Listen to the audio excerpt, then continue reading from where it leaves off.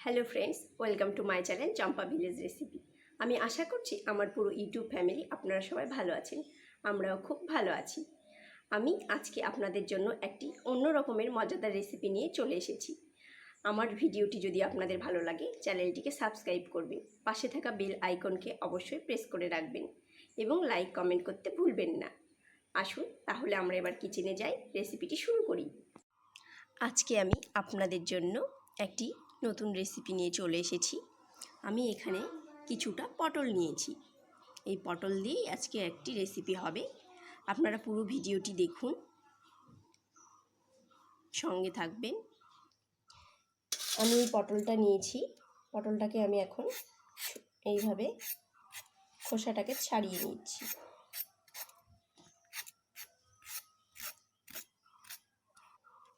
আমি এইভাবে মাঝখান থেকে প্রথমে দুটো করে কেটে নেব, তারপর এইভাবে একটু ছোট ছোট করে কেটে নেব।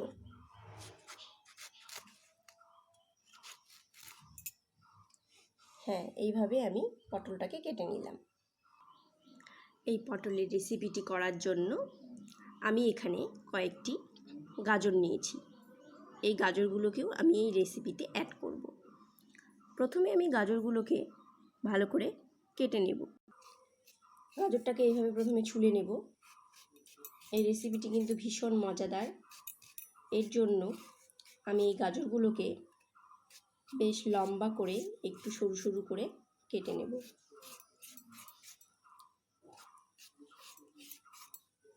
এবার মাঝখান থেকে দুটো করে নিলাম। এবার এইভাবে ছোট ছোট করে সরু সরু করে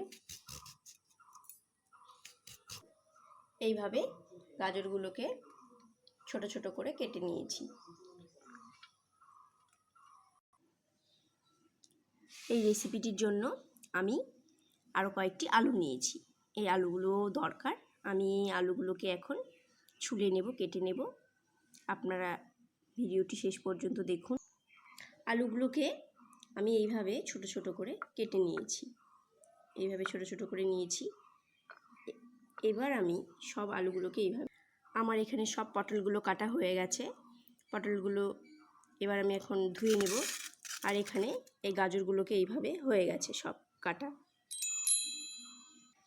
আলুগুলো আমার কাটা হয়ে গেছে। এভাবে আমি সব আলুগুলোকে কেটে নিয়েছি। এখানে আমি কিছুটা মৌরলা মাছ নিয়েছি। এই মাছগুলোকে ধোয়া হয়ে গেছে। আমি এখন এখানে লবণ হলুদ মাখিয়ে রাখবো। মাছে আমি একটু নুন দিয়ে দিচ্ছি, একটু হলুদ দিয়ে দিচ্ছি। এইভাবে আমি নুন হলুদ দিয়ে মেখে নিচ্ছি। এবার আমার কড়াইতে তেল গরম হয়েছে। মাছগুলোকে আমি ভেজে নিচ্ছি। মাছগুলোকে ভাজা হয়ে গেছে, এভাবে লাল লাল ভেজে নিয়েছি। এবার আমি তুলে নেব। আমি এই কেটে রাখা পটলগুলোকে এইভাবে ধুয়ে নিচ্ছি।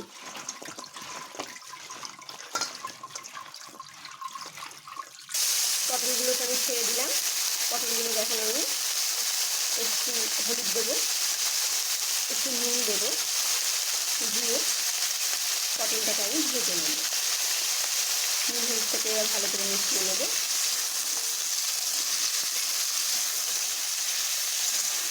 পটল ভাজা হচ্ছে ততক্ষণে আমি এই গাজরটাকে ধুয়ে নেব। মৌরলা মাছগুলো সব ভাজা হয়ে গেছে। এইভাবে লাল করে ভেজে নিয়েছি। খুব সুন্দরভাবে ভাজা হয়েছে। এই রেসিপিটি ভীষণ টেস্টি। পটলগুলোকে এইভাবে ভেজে নিয়েছি, একটু বেশি ভেজে নিলাম, ডিপ ফ্রাই। এবার এগুলো হয়ে গেছে। পটলগুলোকে এখন আমি তুলে নেব। এবার আমি ধুয়ে রাখা গাজরগুলোকে এখন তেলটা গরম হয়ে গেছে ছাড়ব। একটু নুন দিলাম, একটু আমি হলুদ দিচ্ছি। হলুদটাকে ভালো করে মিশিয়ে একটু ভেজে নেব। একটু ভালোভাবে ভেজে নেব, কারণ গাজর তো একটু সেদ্ধ হতে সময় লাগে। আমি কেটে রাখা আলুগুলোকে এই পাতে ধুয়ে নিচ্ছি। আলুতে প্রচুর নোংরা থাকে, আলুটাকে বেশ ভালোভাবেই ধুতে হয়। এই রেসিপিটির জন্য আমি এখানে কিছুটা পেঁয়াজ আর কয়েকটি রসুন নিয়েছি। এগুলি আমার এই রেসিপিতে লাগবে। গাজরগুলোও আমার খুব সুন্দরভাবে ভাজা হয়ে গেছে, একটু ডিপ ফ্রাই করেছি, নরম হয়েছে বেশ। কড়াতে তেল গরম হয়ে গেছে, আমি এখন একটা 5 ফোড়ন ও একটা কাঁচা লঙ্কা ফোড়ন দিচ্ছি। এবার কেটে রাখা পেঁয়াজগুলোকে আমি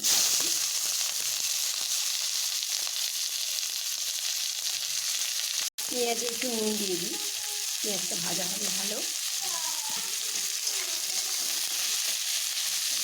এভাবে একটু ভেজে নেব পেঁয়াজটাকে।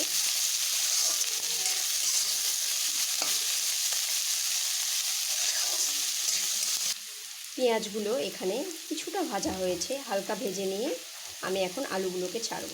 আলুও ভাজা হবে, পেঁয়াজগুলোও ভাজা হবে। এবার আমি আরেকটু নুন দিয়ে নেব।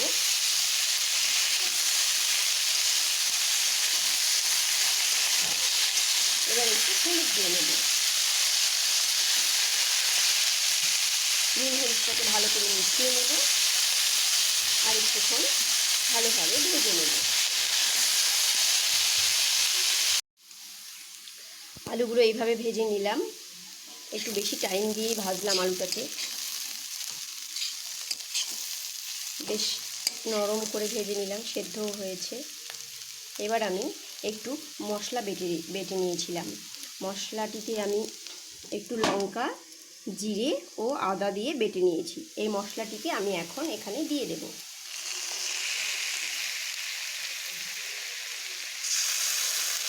এবং এটাকে আমি একটু ভালোভাবে মিশিয়ে নেব।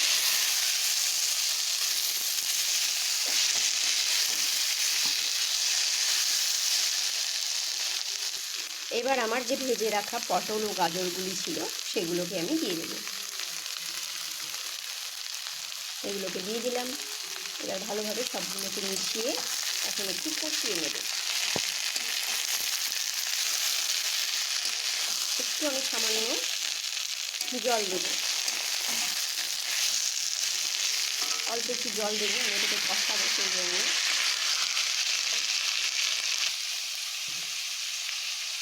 আর একটুক্ষণ কষিয়ে নেব ভালোভাবে। এটিকে খুব ভালোভাবে কষানো হয়ে গেছে, মানে হচ্ছে কষানো, আরও একটুক্ষণ কষিয়ে নিতে হবে।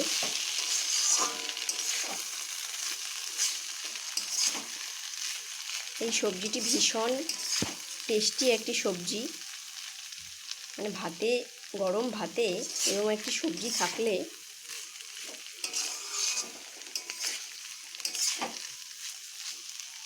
খুব সুন্দর। এবার আমি মৌরলা ভাজা মাছগুলোকে ছাড়ছি। এবার আরেকটুক্ষণ ভালো করে কষিয়ে নেব।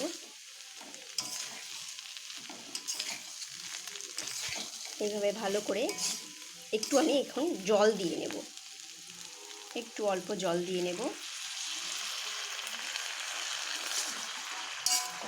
এবার এটাকে আমি আরেকটুক্ষণ কষিয়ে নেব। ভীষণ সুস্বাদু এই রেসিপিটি, ভীষণ সুস্বাদু। মৌরলা মাছ একে তো এমনি সুস্বাদু একটি মাছ, তার সঙ্গে এরকম সবজি দিয়ে করলে এটির টেস্ট আরও বেড়ে যায়। এইভাবে খুব ভালোভাবে কষিয়ে নিতে হবে, মানে পুরো রান্নাটা এইভাবে কষিয়ে কষিয়েই হবে। এটি আমার এইরকম হয়েছে, ফুটছে, পুরো কষানো হয়ে গেছে, সবজিটি হয়ে এসেছে। এবার আমি এটিকে নামিয়ে নেব। আপনারা যারা আমার ভিডিও নতুন দেখছেন তারা চ্যানেলটিকে সাবস্ক্রাইব করবেন, বেল আইকনটিকে প্রেস করে রাখবেন, আর আমার রেসিপি ভালো লাগলে একটি লাইক ও কমেন্ট করবেন। আপনারা সবাই ভালো থাকবেন, সুস্থ থাকবেন এবং আনন্দে থাকবেন। Thanks for watching my video. আবার দেখা হবে অন্য কোনো রেসিপির সঙ্গে।